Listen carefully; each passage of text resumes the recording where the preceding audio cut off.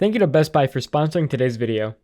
Are you a beginner artist looking to try digital art but you don't really know where to start? There might be 100 different tablets out there, but if I were to give my own opinion, I'd say the Wacom One is a perfect place to start. The Wacom One is a tablet from Wacom, which is just a perfect drawing tablet with a screen for beginners. It's super lightweight and slim and just overall looks really nice.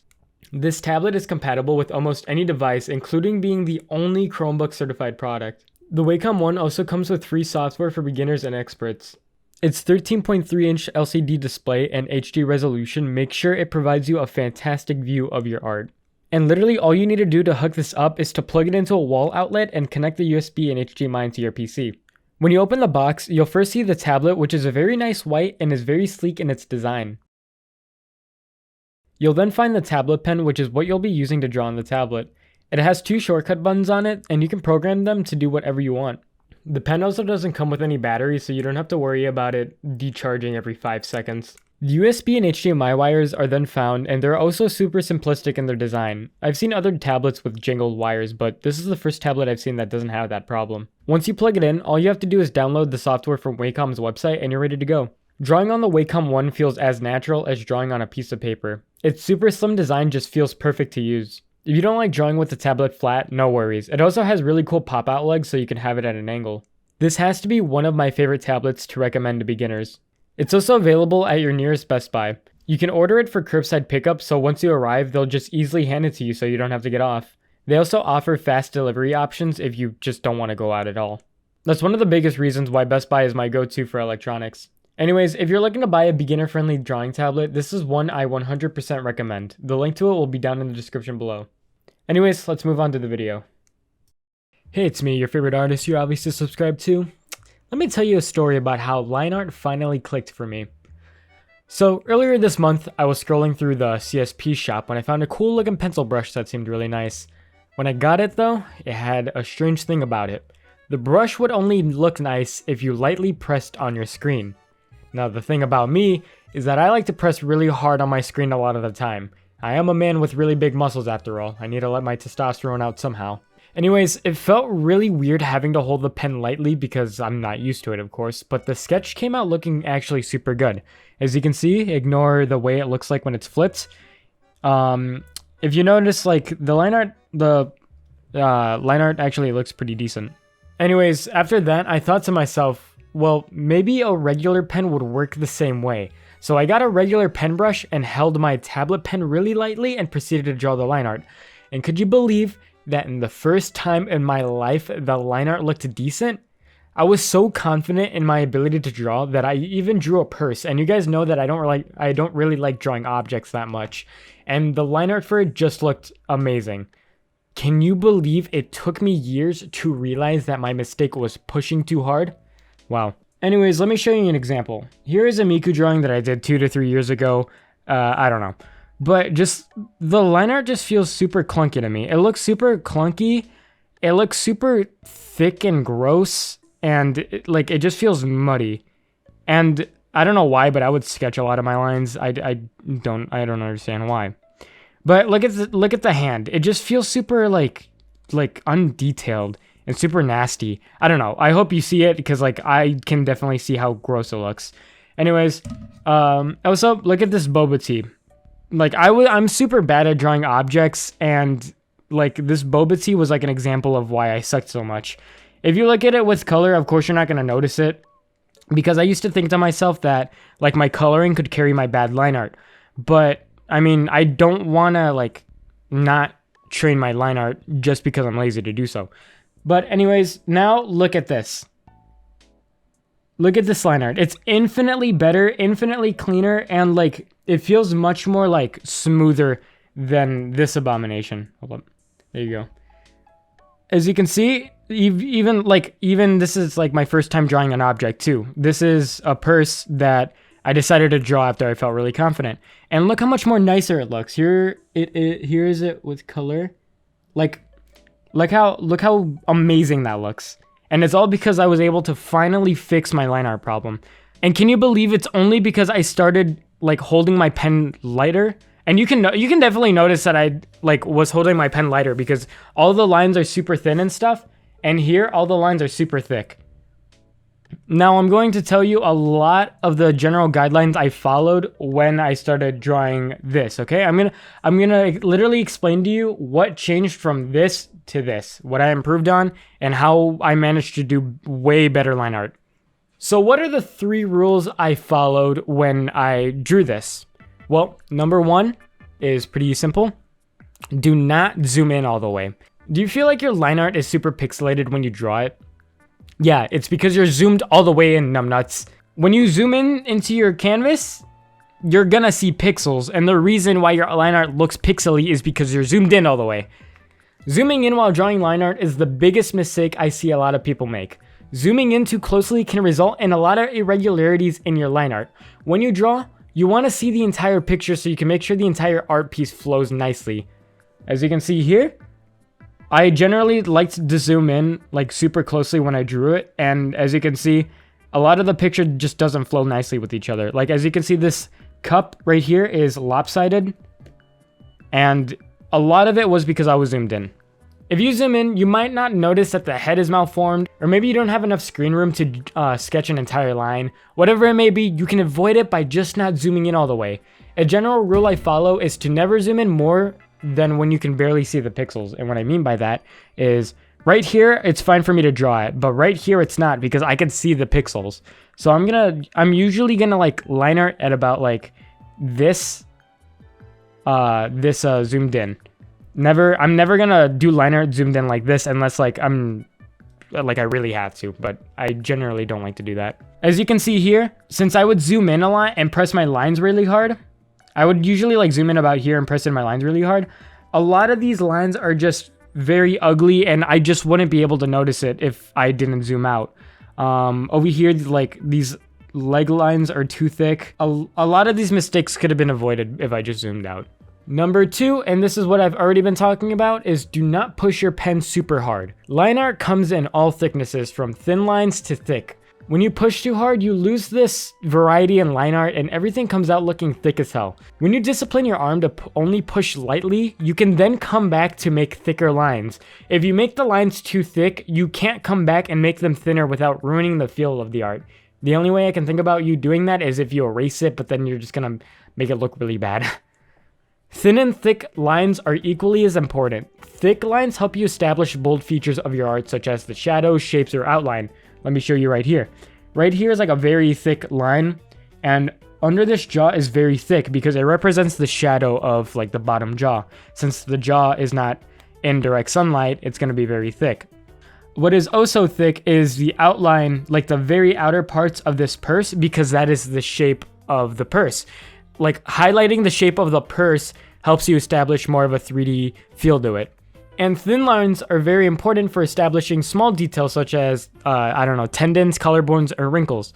As you can see in my character, these collarbones right here, her neck bone, these wrinkles over here, these tendons, I think those are what it's called. They're as thin as they can be. And they're just small details that help make the art feel more whole. If I didn't really include these, the character would probably look weird because she wouldn't have collarbones.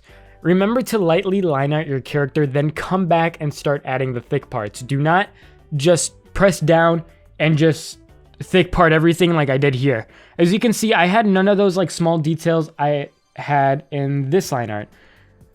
As you can see, it feels very dynamic, feeling like the collarbone being very light and then the thick outline of the entire character.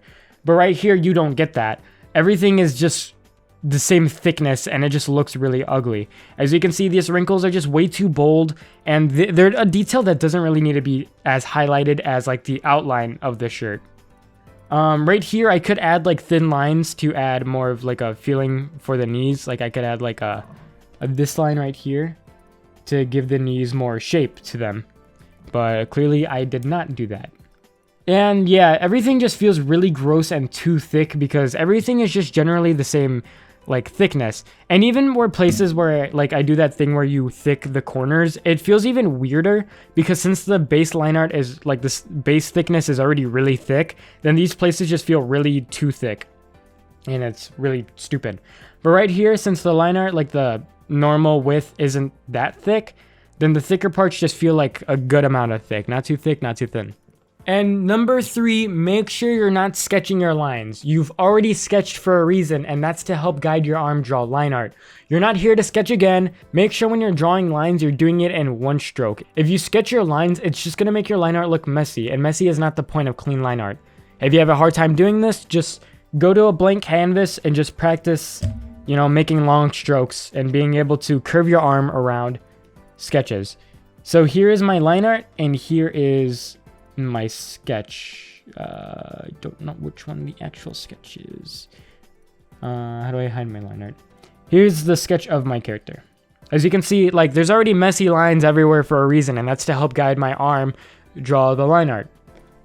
And here's the line art. Yeah, compared to this drawing, yeah, you can definitely tell I sketched a lot here, and it definitely made my line art look way messier than it should have. Like over here, over here. And yeah, if you do this, then your line art's just gonna look really messy. Anyways, now that we established the rules that you should follow, I'm gonna go ahead and line art this piece. Even if it looks kind of wonky, that's not the point. The point is just to show you how to line art good.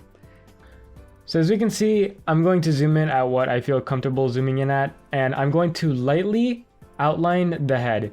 Now, after lightly outlining, I only do this with the head, but I like to go back and just add weighted lines because I feel like it feels weird if I don't do that.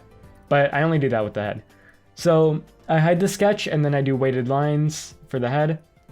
And as I do that, I'm going to do something stupid and I'm going to copy and paste the ear because I don't feel like outlining the other ear. So after that, I'm going to move on to the mouth.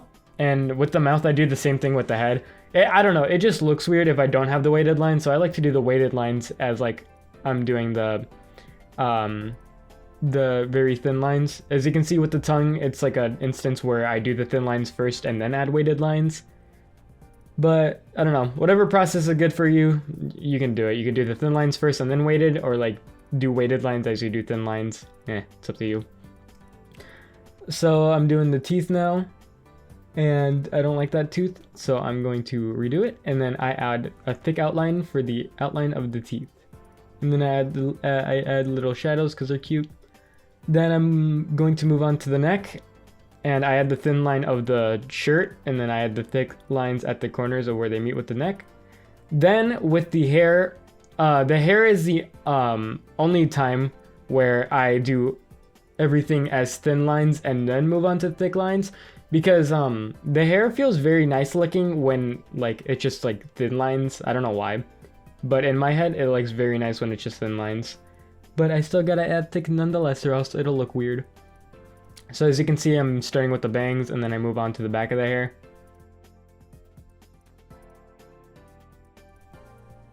As you can see, I'm horizontally flipping just to make sure everything looks fine, even though I never flipped this drawing once when I was actually sketching it. I don't know why I didn't. The sketch looks very weird when it's flipped. I'm adding thick lines where like the corners touch and like the hair. I'm adding thick lines also on like the most outer parts of the character, because what I like to do is I like to add like a thick border on the entire outline of the character just to make it look just to make it stand out more. As you can see, I'm doing that currently with the hair. But as you can see, as I'm like thickening the hair on the outside, I still have a bunch of thin lines on the inside. You gotta make sure that you have a balance of thin lines and thick lines, because if you're adding too much thick lines, then you have no thin lines, and it's just gonna look very weird. I'm not going to draw the body, so as you can see here, I'm just cutting off her neck. Be sure also to once in a while hide the sketch, just so you can make sure that the line art is looking fine and that you're not wasting your time in case something looks wrong. Oh, now here I am adding the really thick outline. As you can see, it's like taking me a lot of time just to get a perfect line to match up with the thin line. But as you can see here, on the very edges of the hair, I'm adding a really thick outline just to make the character stand out more. I'm adding her sideburn, and I'm once again adding very thick outlines. I'm once again checking to make sure everything looks right, and as you can see, yeah, everything looks right.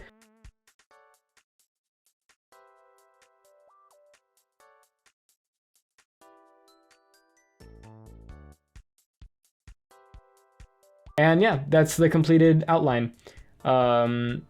If I would change anything, I'd probably add more of a thick outline for like the border of it, but overall, it looks really nice. I'm still not, you know, a master at line art. I'm still learning it, but I just wanted to teach you what, like, a big milestone that I learned. So, I mean, I really hope this tutorial still helps you. I'm not a master at line art. I'm just teaching you what helped me. So, yeah. And that's the end of this tutorial. Just to reiterate, number 1, never zoom in all the way. Number 2, hold your pen very lightly. And number 3, don't sketch your lines. Now, after watching this video, you won't be a complete master at line art, so I recommend practicing and watching other tutorials so you can help yourself better. Don't just rely on one video to help you become a master. You need to take your time on it and watch other videos as well. So yeah, if you like this video, subscribe, leave a like, comment, I don't know. Thank you for watching, and I'll see you next time.